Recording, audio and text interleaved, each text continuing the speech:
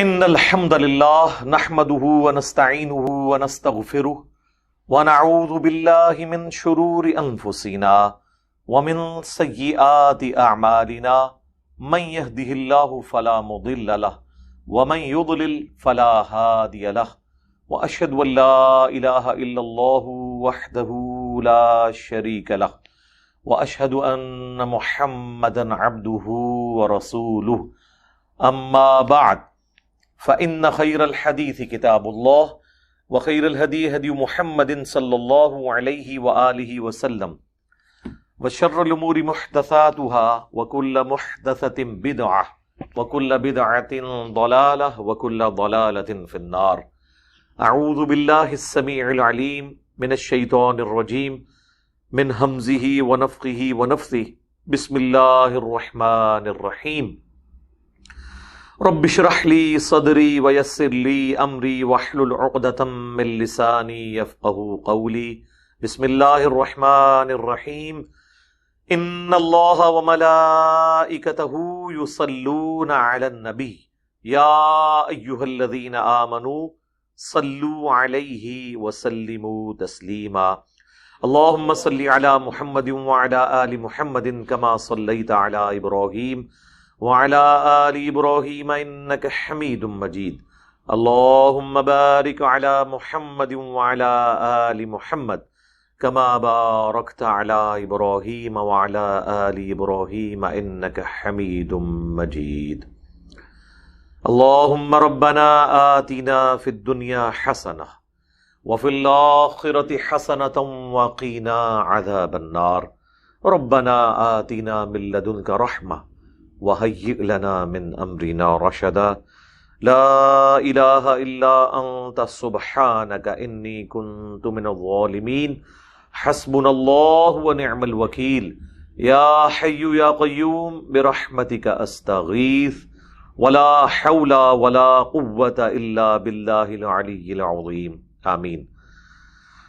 الحمدللہ آج 3 اکتوبر 2021 کی قرآن کلاس نمبر 95 کی اسٹوڈیو ریکارڈنگ ہونے جا رہی ہے. آج انشاءاللہ تعالی ہم سورۃ المائدہ کا اہم ترین پورشن ڈسکس کریں گے. آیت نمبر 44 سے لے کے آلموسٹ 50 تک یہ ایک مکمل رکوع ہے. 7 آیات کے اوپر مشتمل ہے. اس کا رکوع نمبر بھی 7 ہے اور آیات بھی اس کے اندر 7 ہے. اور یہ بڑی کریٹیکل آیات ہیں. خصوصاً اللہ تعالیٰ کا جو دنیا میں نظام ہے اس کو اسٹیبلش کرنے کے حوالے سے اللہ تعالیٰ کی اپنے پیغمبروں اور ان کے ماننے والوں سے کیا ریکوائرمنٹ ہے کہ وہ اللہ تعالیٰ کی نازل کردہ کتابوں اور پیغمبروں کے ذریعے نازل شدہ شریعت کو دنیا میں اسٹیبلش کریں گے. انہی میں وہ شعراء آفاق 3 آیات کے ٹکڑے آتے ہیں جس کو ہماری عموماً جہادی تنظیمیں خلافت کے نظام کے لیے ایفرٹ کرنے والے لوگ کوٹ کرتے ہیں اور اس کی بنیاد کے اوپر وہ حکمرانوں کی تکفیر کرتے ہیں اور کہتے ہیں کہ چونکہ انہوں نے اللہ کی کتاب کے مطابق فیصلہ نہیں کیا تو قرآن کی روح سے یہ جو 3 فتوے ہیں اعوذ باللہ من الشیطان الرجیم وَمَن لَّمْ يَحْكُم بِمَا أَنزَلَ اللَّهُ فَأُولَٰئِكَ هُمُ الْكَافِرُونَ. جو لوگ اللہ کی طرف سے جو نازل شدہ حکم ہے اس کے مطابق فیصلہ نہیں کرتے وہی ہیں کافر. پھر یہی آیت یہ 44 کا اینڈ تھا. 45 کا اینڈ ہوتا ہے وَمَن لَّمْ يَحْكُم بِمَا أَنزَلَ اللَّهُ. جو کوئی اللہ کی طرف سے جو نازل شدہ احکامات ہیں اس کے مطابق فیصلہ نہ کریں فَأُولَٰئِكَ هُمُ الظَّالِمُونَ. پہلے کافرون کا لفظ تھا پھر ظالمون اور پھر 47 نمبر آیت میں آئے گا وَمَن لَّمْ يَحْكُم بِمَا أَنزَلَ اللَّهُ. اور جو کوئی فیصلہ نہ کرے اس کے مطابق جو اللہ نے نازل کیا ہے پیغمبروں کے ذریعے شریعت یا کتابیں فَأُولَٰئِكَ هُمُ الْفَاسِقُونَ. تو ایسے لوگ فاسق ہیں. 3 یعنی ٹرمنالوجیز یوز ہوئی ہیں کافر کی، ظالم کی اور فاسق کی. کافر یعنی ظاہر ہے کہ اس کے اوپر تو کوئی تعویل ممکن نہیں ہے. اللہ کا انکار کرنے والا، اس کی شریعت کا انکار کرنے والا، پریکٹیکلی انکار کرنے والا ہو یا عقیدے میں انکار کرنے والا. یہ 2 فرق ہوتے ہیں. کافر اعتقادی بھی ہوتا ہے اور عملی بھی. اعتقادی کافر تو ظاہر ہے وہی ہوں گے جو اللہ رسول آخرت کو نہیں مانتے، قرآن کو نہیں مانتے، ختم نبوت کو نہیں مانتے. لیکن عملاً کافر مسلمان بھی ہو سکتے ہیں. جس طرح صحیح مسلم میں حدیث ہے، بندے کے کفر اور اسلام، ایمان اور شرک کے درمیان فرق نماز ہے. تو نماز نہ پڑھنے والا اگرچہ اللہ رسول آخرت کو مانتا ہے لیکن عملاً وہ کافر ہے. اس کو سپورٹو وہ آیت ہے سورہ روم کی آیت نمبر 31، وَأَقِيمُوا الصَّلَاةَ وَلَا تَكُونُوا مِنَ الْمُشْرِكِينَ، اور نماز کو قائم رکھو، مشرکوں میں سے نہ ہو جاؤ. اور اس سے سپورٹو جامعہ ترمذی کی حدیث ہے کہ ہمارے اور مشرکین اور منافقین کے درمیان جو فرق ہے، جو عہد کی بنیاد ہے، وہ نماز ہے. جو اسے ترک کر دے گا اس نے کفر کیا. پھر جامعہ ترمذی میں ہی حدیث ہے، جس نے جان بوجھ کر نماز چھوڑی اس نے کفر کیا. جامعہ ترمذی ہی میں عبداللہ بن شقیق تابعی کا قول ہے کہ صحابہ کرام تارک الصلاح کے علاوہ کسی کی تکفیر نہیں کرتے تھے. جو نماز نہیں پڑھتا تھا اس کو وہ کافر شمار کرتے تھے. لیکن یہ کفر عملی کفر ہے. ترغیب دلائی جائے مسلمانوں کو کہ وہ نماز پڑھیں، لیکن یہ کفر اعتقاداً نہیں ہے، یہ عملاً کفر ہے. دوسری چیز اس میں آئی کہ وہ ظالم ہے جو کتاب اللہ کے مطابق فیصلہ نہیں کرتے. ظلم عربی میں کہتے ہیں کسی چیز کو اس کے اصلی مقام سے ہٹا کر دوسری جگہ پر رکھنا. شرک کو ظلم اس لیے کہا گیا کہ اللہ تعالی کا جو مقام ہے اس سے اسے ہٹا کے مخلوق کے درجے میں لے آئیں، یا مخلوق میں سے کسی کو بڑھا کر اللہ تعالیٰ کے ساتھ کھڑا کر دیں. اس کو بھی تو آپ ظلم کر رہے ہیں نا، اپنی جگہ سے ہٹا رہے ہیں. اسی لیے کہا گیا ان الشرک لظلم عظیم، سورہ لقمان، کہ بے شک شرک جو ہے یہ سب سے بڑا ظلم ہے، سب سے بڑا ڈس آرڈر ہے شرک. تو ایسے لوگ ظالم ہیں، یعنی وہ راہ حق سے ہٹے ہوئے ہیں. ظلم اللہ پر نہیں کر رہے، اپنے اوپر ظلم کر رہے ہیں، گناہ گار ہیں. اور پھر آگے چل کر آیا کہ ایسے لوگ فاسق ہیں. فاسق یعنی گناہ کبیرہ کے مرتکب. اب یہ تینوں آیات کی بنیاد پہ، اگرچہ یہ آیات تو کرسچنز اور جیوز کے بارے میں نازل ہوئی، ظاہر مسلمانوں کو بھی حکم ہے کہ اگر اللہ تعالیٰ جیوز اور کرسچنز کو ان کی کتابوں کے نہ چلنے کی وجہ سے کافر، ظالم اور فاسق ڈکلیئر کر رہا ہے، تو مسلمان تو بدرجہ اولا کافر، فاسق اور ظالم ہوں گے، چونکہ وہ تو قرآن کے ماننے والے ہیں.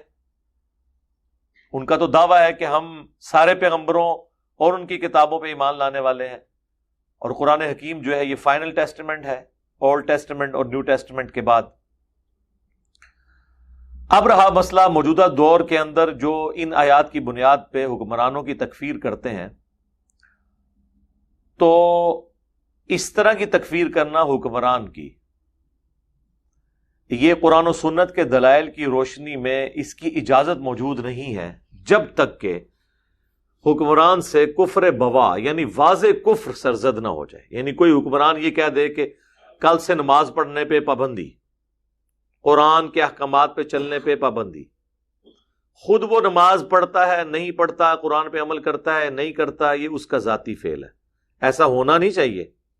لیکن اگر اس کی بنیاد کے اوپر آپ ان پہ کفر کا فتویٰ لگائیں گے، پھر یہ فتویٰ جو ہے وہ تو قرون اولیٰ کے حکمرانوں تک بھی چلا جائے گا، تو بڑی دور تک فتویٰ جائے گا.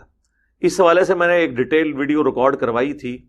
مسئلہ نمبر 101، صحیح مسئلہ خروج اور فکر حسین حق پرستی کی علامت ہے.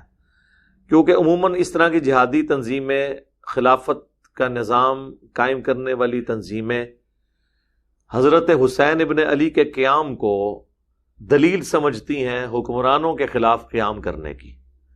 وہ کہتے ہیں کہ یزید کے خلاف بھی تو حضرت حسین اتنی مختصر جماعت کے ساتھ کھڑے ہوئے، اگرچہ انہیں شہید کر دیا گیا، تو ہم بھی تیار ہیں، ہمارے حکمران ہمیں قتل کروا دیں، ہم بھی مرنے کے لیے تیار ہیں، لیکن ہم حکمرانوں کے خلاف کھڑے ہوں گے. تو پلی وہ وہاں سے لیتے ہیں.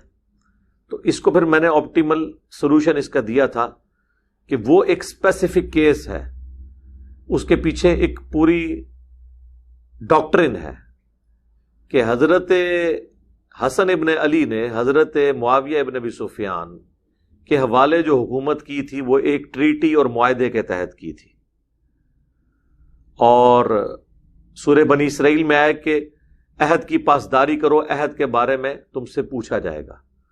مسند احمد کی حدیث ہے، جو عہد نہیں پورا کرتا اس کا کوئی دین نہیں ہے۔ اور ٹریٹی وہی تھی جہاں کئی اور شرائط تھی، ان میں سے ایک شرط یہ تھی کہ آپ اپنے مرنے کے بعد حکومت کو شورا کے حوالے کریں گے، شورا ڈیسائیڈ کرے گی، جس طرح سیدنا عثمان کا انتخاب ہوا تھا شورا میں۔ اپنا آپ جانشین کسی کو مقرر نہیں کریں گے، یعنی خلافت کو ملوکیت میں کنورٹ نہیں کریں گے۔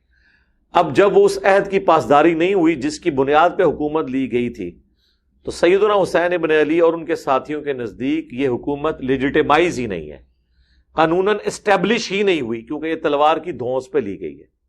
اس حوالے سے جتنی آیات اور احادیث ہیں میں نے اس میں کور کی تھی، خصوصاً سیدنا عمر فاروق رضی اللہ تعالیٰ عنہ کی حدیث جو صحیح بخاری میں ہے 6830، جب وہ اپنے آخری حج میں منا میں بیٹھے ہوتے ہیں اور کوئی شخص آ کے کہتا ہے کہ میں نے آج فلاں فلاں شخص کو یہ گفتگو کرتے ہوئے سنا ہے کہ جب عمر مر جائے گا تو ہم فلاں شخص کی بیعت کر لیں گے، تو سیدنا عمر کو بڑا غصہ آیا۔ انہوں نے کہا کہ میں ابھی یہاں پر ان سے خطاب کروں گا، تو عبد الرحمن بن عوف نے کہا کہ یہاں پہ تو ہر طرح کے لوگ آئے ہوئے ہیں، آپ مدینہ شریف واپس جا کے وہاں پہ اپنا خطبہ دیں، اور وہ خطبہ پھر انہوں نے دیا۔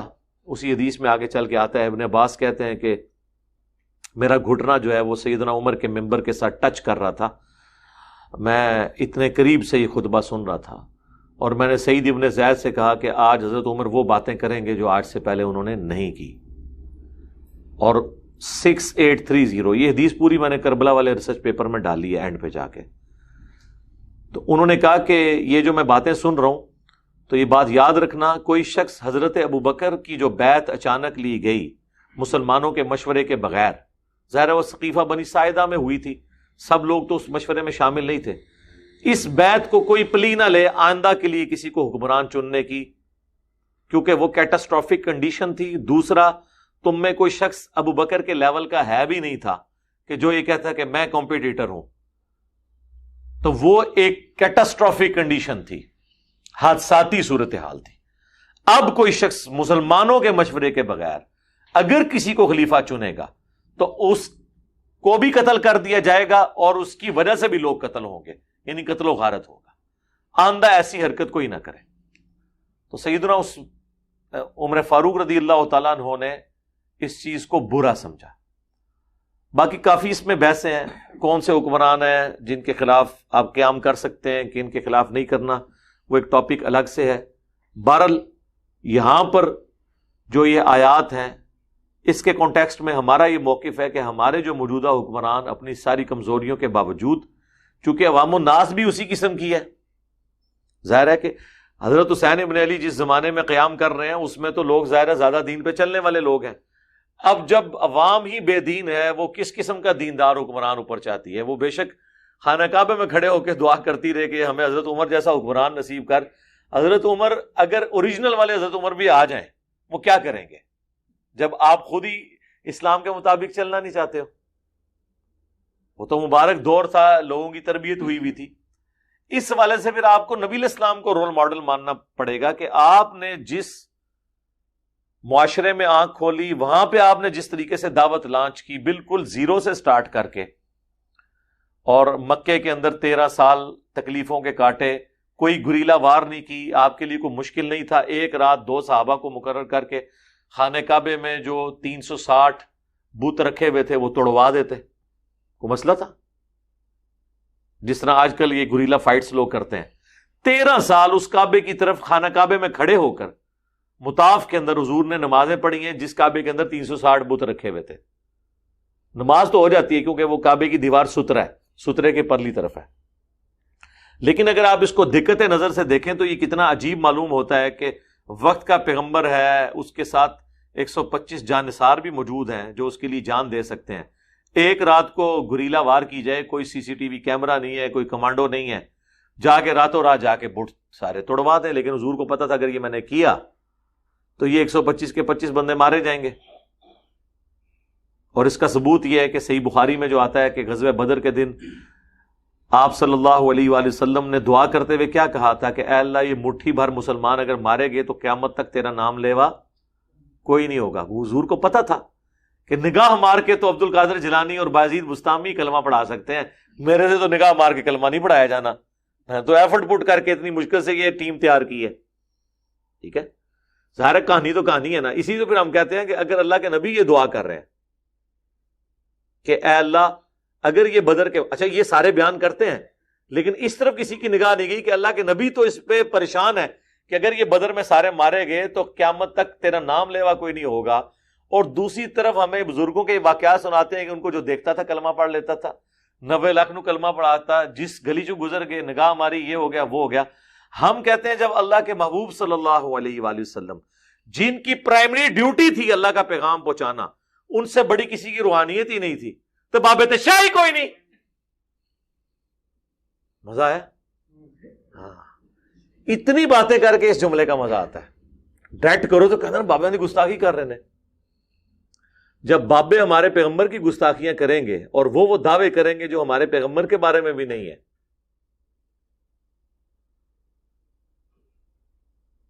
ان اللہ, سورہ القصص میں آتا ہے نا, اللہ تعالیٰ فرماتا ہے کہ انک لا تہدی من احببت, اے نبی تم ہدایت نہیں دے سکتے جسے تم محبوب رکھتے ہو, ولکن اللہ یہدی من یشاء, اللہ جسے چاہتا ہے ہدایت دیتا ہے.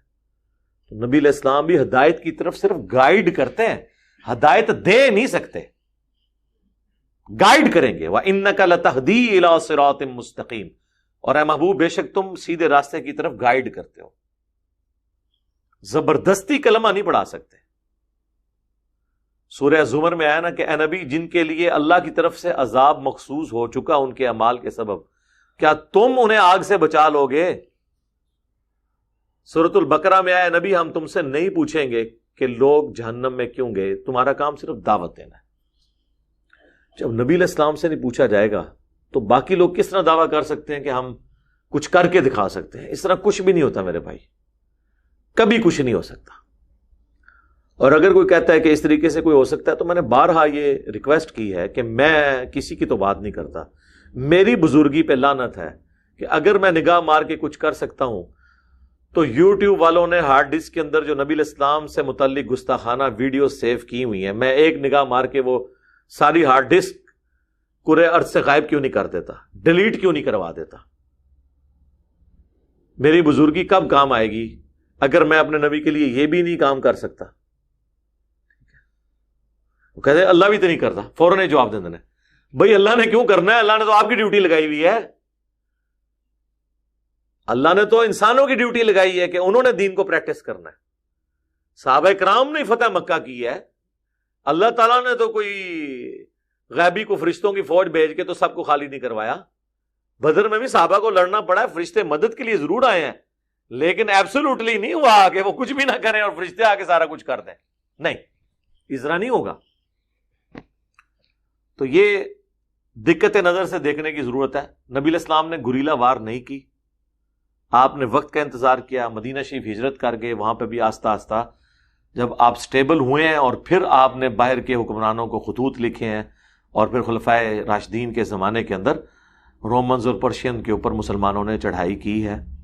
اللہ تعالیٰ کی طرف سے عذاب استحصال ان پہ نازل ہوا پیغمبر کا انکار کرنے کے سبب.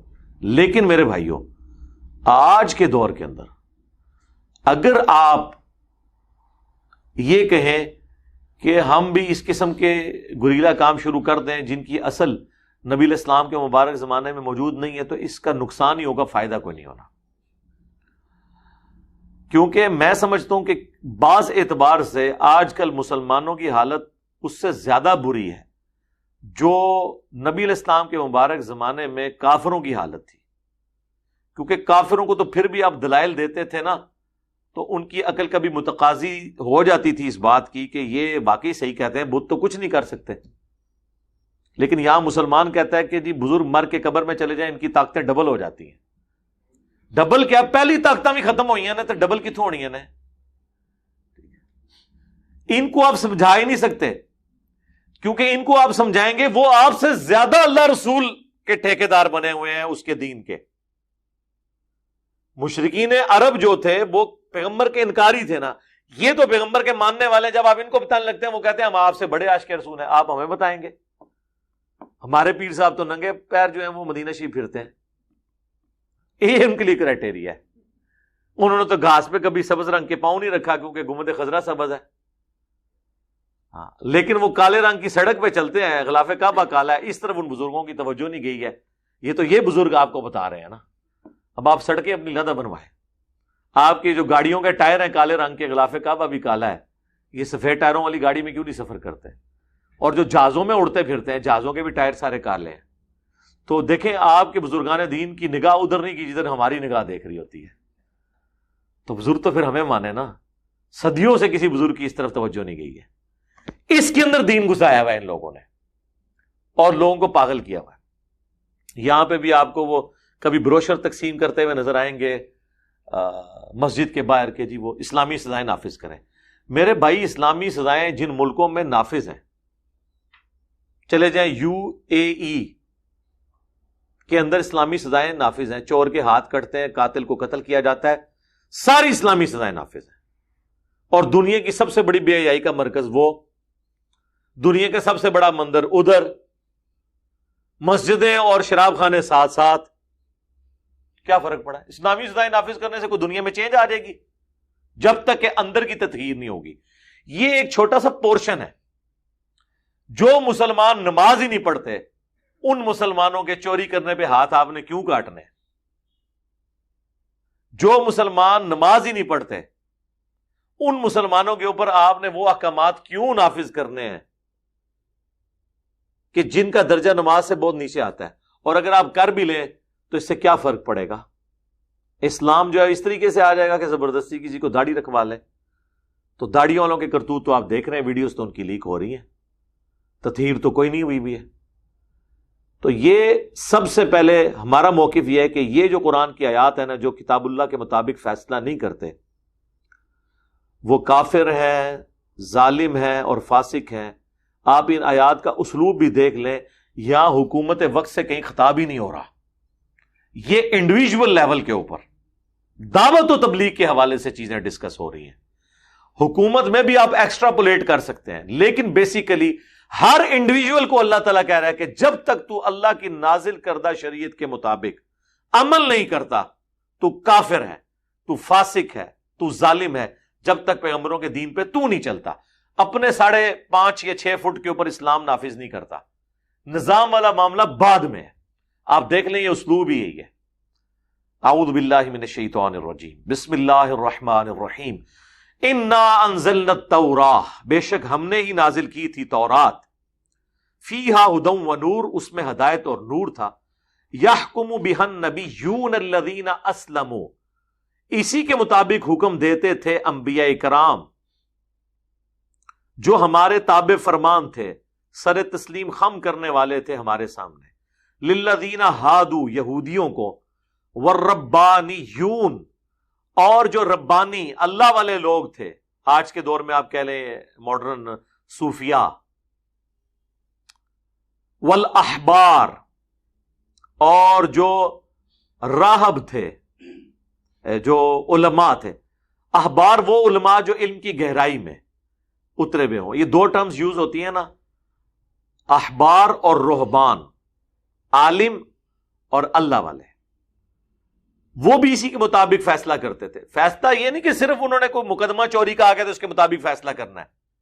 فیصلہ یہ کرنا ہے کہ انہوں نے یہ بتانا ہے کہ اللہ تعالیٰ نے قرآن اور سنت, یا اس زمانے میں تورات اور انبیاء کی سنت میں کیا احکامات دیے ہیں, معاشرتی زندگی کے حوالے سے, آئلی زندگی کے حوالے سے, انڈیویجول کی زندگی کے حوالے سے, حکومت کے حوالے سے, ہر لحاظ سے.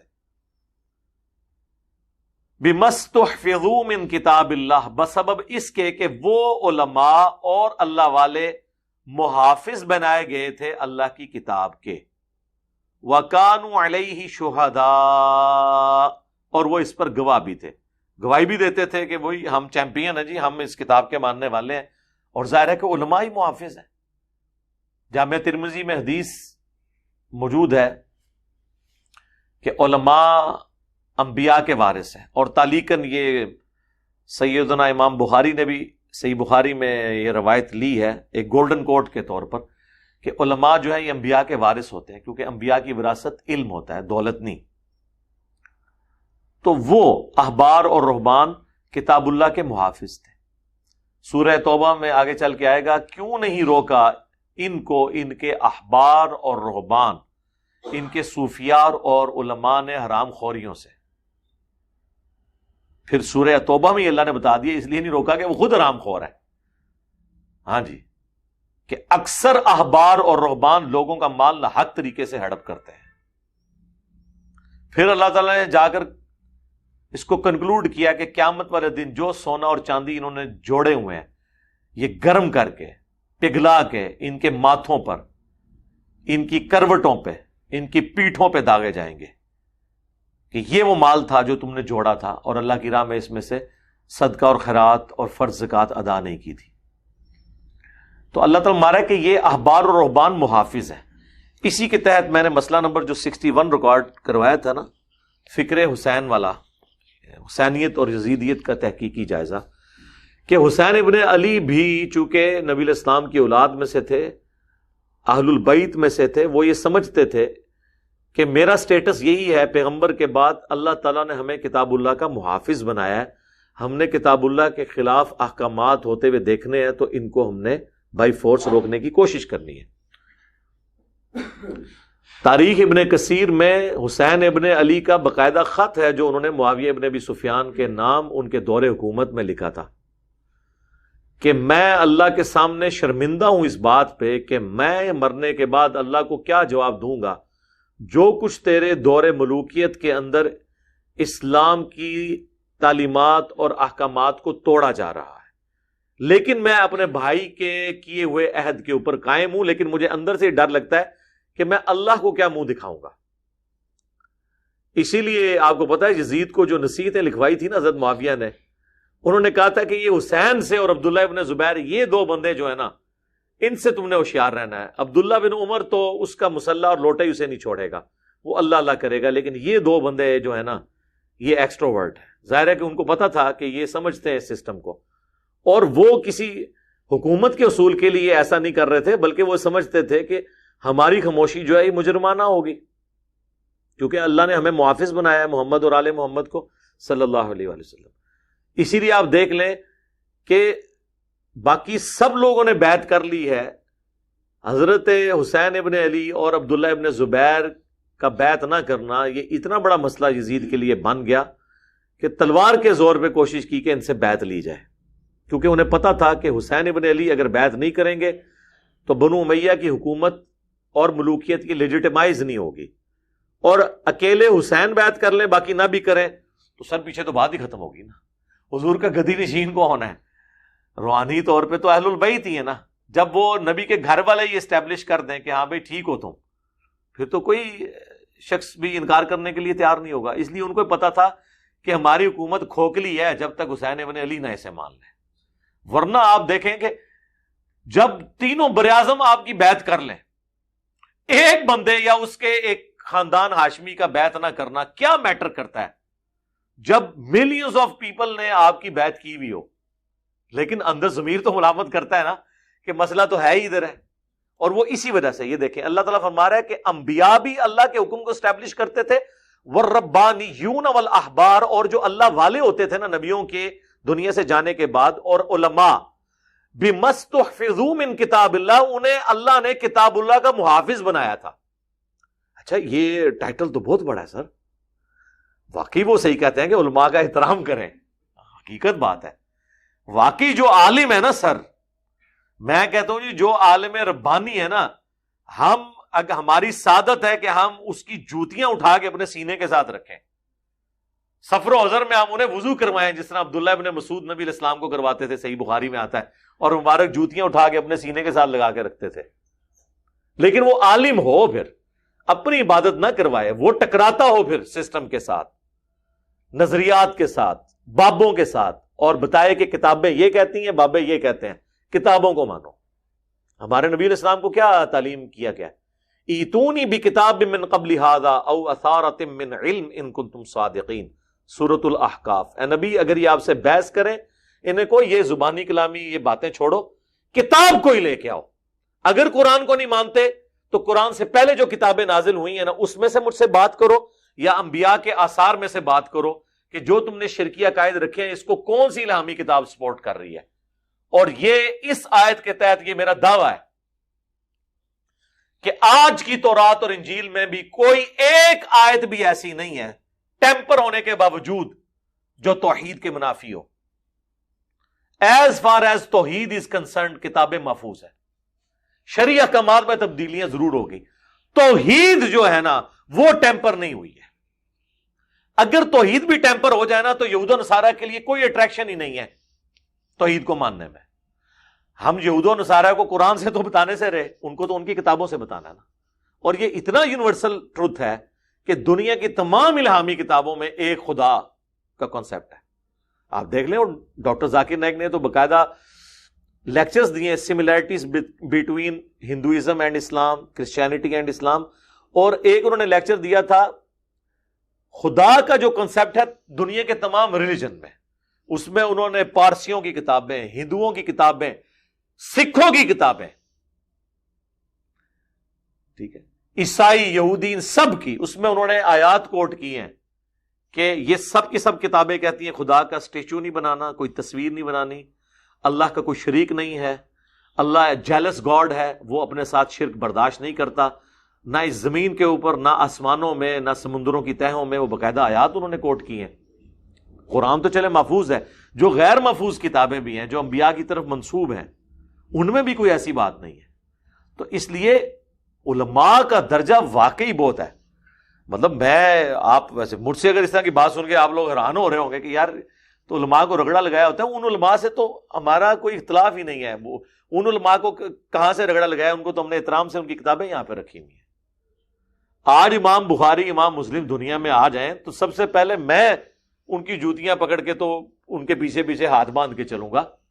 لیکن اگر آپ علماء سے مراد یہ لے رہے ہیں کہ جنہوں نے جو ہے وہ مکے اور مدینے کے نام کے اوپر اپنی گاڑی میں سواریاں سوار کر کے جا کے اجمیر شریف، بغداد شریف، دیوبند شریف، بریلی شریف اتار دی ہیں، تو سر ان علماء کو تو ہم ماننے کے لیے تیار نہیں ہیں۔ یہ تو غداری کر رہے ہیں، یہ تو دھوکہ دے رہے ہیں، یہ تو پیغمبر کے نام کے اوپر ان کے ماننے والوں کو دھوکہ دے رہے ہیں، تو منافقت کر رہے ہیں۔ یہ کہاں سے وہ علماء ہیں؟